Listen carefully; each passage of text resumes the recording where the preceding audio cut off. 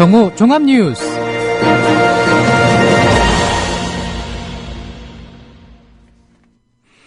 (4월 27일) 수요일 국민라디오 정오 종합뉴스입니다. 먼저 오늘의 주요 뉴스입니다.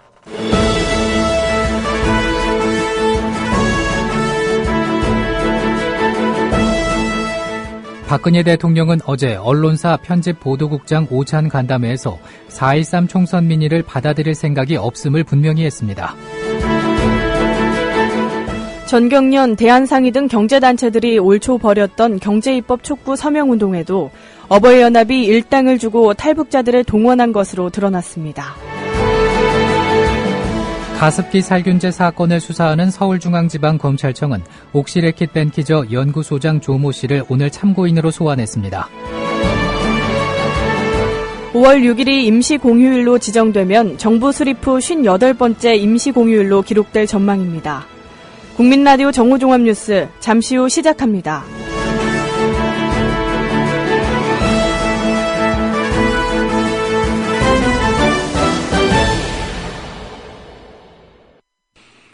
박근혜 대통령은 어제 언론사 편집보도국장 오찬 간담회에서 4.13 총선 민의를 받아들일 생각이 없음을 분명히 했습니다. 박 대통령은 새누리당의 총선 참패가 자신에 대한 심판이라는 여론에 대해서 정권이 아닌 여야 국회 심판으로 규정했습니다. 유승민 의원의 새누리당 복당에는 반대했으며 어버이연합 게이트 파문에 대해선 자신과 무관함을 강조했습니다. 박 대통령은 야당들의 세월호 특별법 개정 요구에 대해서도 국민 세금을 이유로 부정적 반응을 보였습니다. 김종인 더불어민주당 비상대책위원회 대표는 박근혜 대통령이 3당 대표 회동을 제안한 데 대해 회의가 허심탄회하게 우리나라 당면 사항에 대해 이야기가 이루어질 수 있다면 참여를 하겠다고 밝혔습니다.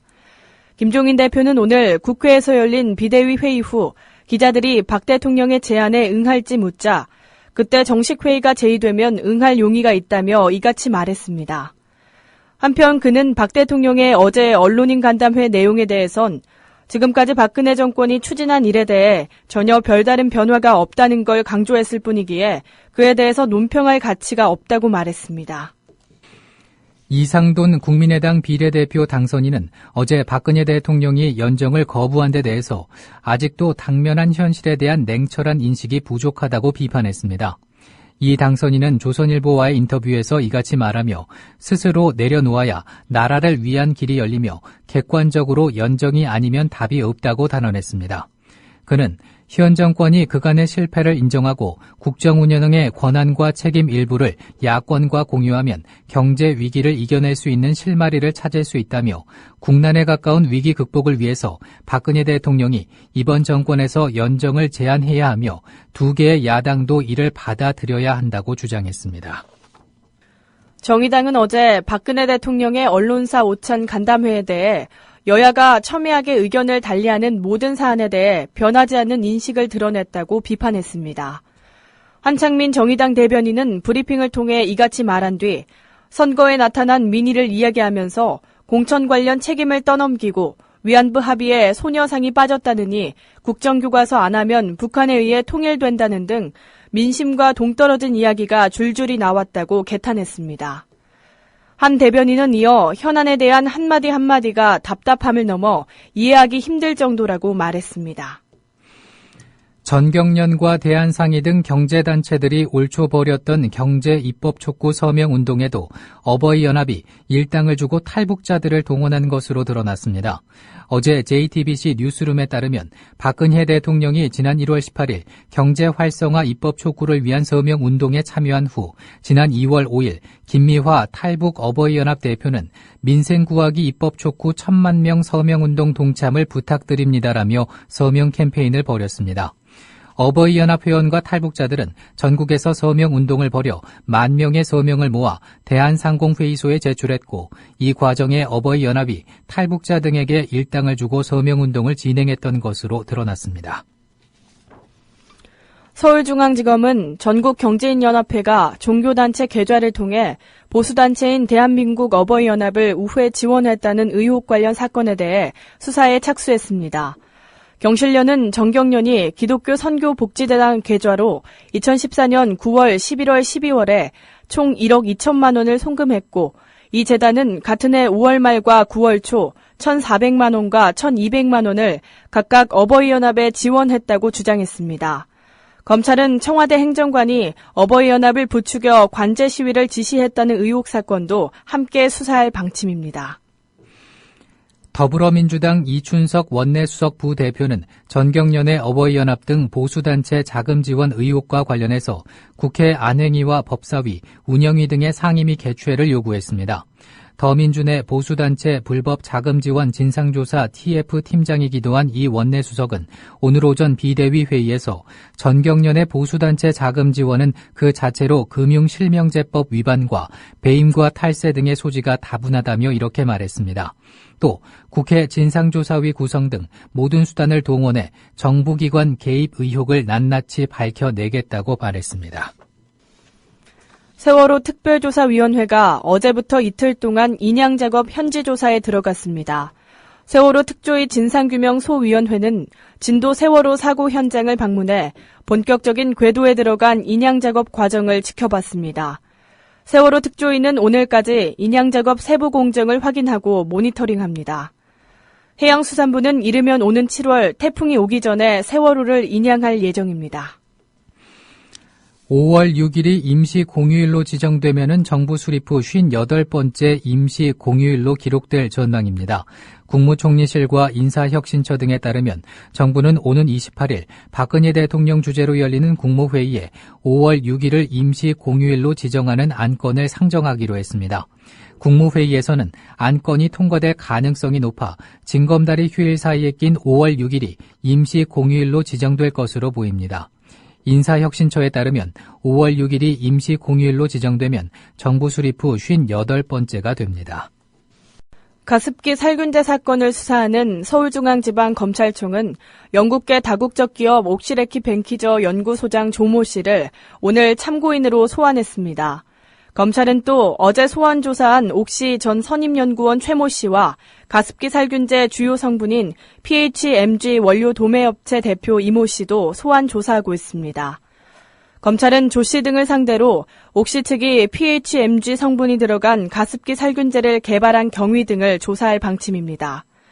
이와 함께 검찰은 신현우 전 대표이사를 소환 조사한 데 이어 가습기 살균제 제조 판매에 관여한 옥시 전 현직 임원들도 조사할 예정입니다.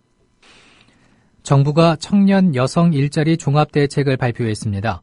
정부는 중소기업 청년 노동자가 2년 동안 300만 원을 모으면 기업에 주던 정규직 전환금 등 900만 원을 직접 지급해 모두 1,200만 원을 손에 쥘 수 있도록 자산 형성을 지원한다고 밝혔습니다.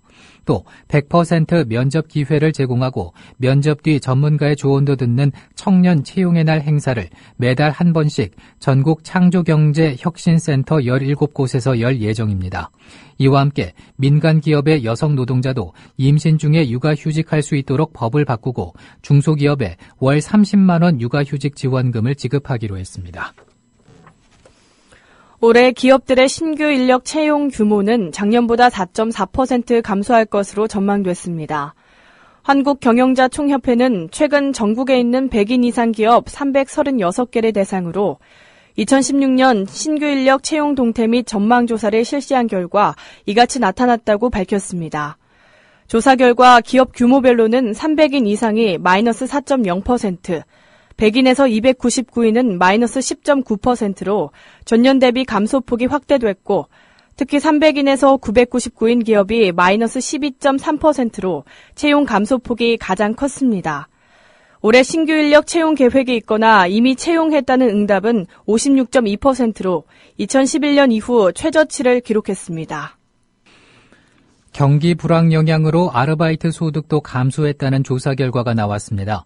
한 아르바이트 포털 사이트가 아르바이트 소득이 있는 3,500여 명을 대상으로 조사한 결과 1분기 월 평균 소득은 66만 9,450원으로 지난해 같은 기간보다 1.9% 줄어든 것으로 나타났습니다. 분기 평균 소득이 줄어든 것은 통계를 집계하기 시작한 2013년 이후 처음입니다. 평균 시급은 7,075원으로 지난해보다 2.4% 늘어났지만 주간 평균 근로시간은 21.8시간으로 4.3% 줄어들었습니다.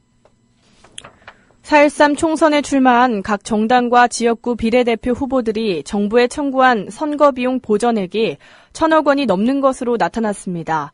중앙선거관리위원회가 지금까지 출마자들을 상대로 총선 보전비용 청구를 접수한 결과를 보면 4개 정당과 지역구 후보 671명이 모두 1,033억여 원을 청구한 것으로 집계됐습니다. 이는 지난 19대 총선 당시 1,025억여 원보다 0.8% 늘어난 겁니다. 선관위는 각 정당과 후보자가 제출한 선거비용 보전 청구서와 회계 보고서에 대한 심사를 바탕으로 적법 여부를 조사한 뒤 지급할 예정입니다. 유명 여가수 등 연예인들을 재력가와 성매매할 수 있게 연결해주고 대가를 챙긴 혐의로 재판에 넘겨진 브로커 강모 씨가 소개팅 목적이었다며 혐의를 인정하지 않았습니다. 오늘 열린 두 번째 공판에서 연예기획사 대표 강 씨 측 변호인은 소개팅 목적으로 두 사람을 연결해줬을 뿐 성관계는 전혀 모르고 의도하지도 않았다고 주장했습니다. 이어 두 사람이 실제로 성관계를 했는지 확실히 모른다며 성관계 연결 대가로 재력가로부터 실제 돈을 받은 사실도 없다고 강조했습니다. 소셜커머스 업체 쿠팡 직원의 사망과 관련해 허위 사실을 유포한 혐의로 이베이 코리아 직원들이 재판에 넘겨졌습니다. 서울중앙지검 형사 1부는 정보통신망법상 명예훼손 혐의로 이베이 코리아 직원 최모 씨와 홍모 씨를 각각 불구속 기소했다고 밝혔습니다. 최 씨는 지난해 9월 회사 사무실에서 모바일 메신저를 통해 지인들과 대화하던 중 회사 동료와 지인들에게 쿠팡에서 강도 높은 야근을 강요해 사망한 것처럼 내용을 써서 메시지를 보낸 혐의를 받고 있습니다.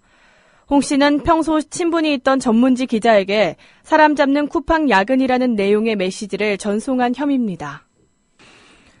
더불어민주당은 다음 달 3일 당선자 당무위원 연석회의를 소집해서 전당대회 연기 여부를 논의하기로 했습니다. 끝으로 날씨입니다. 오늘 전국이 대체로 흐리고 충청 이남 지방에 비가 오겠습니다. 강원도는 오후부터 비가 시작돼 내일 새벽까지 이어지겠습니다. 낮 최고 기온은 11도에서 23도입니다. 서울의 지금 기온은 17.1도입니다. 뉴스를 마칩니다. 제작의 이정일, 진행의 정승조, 김일아였습니다. 국민라디오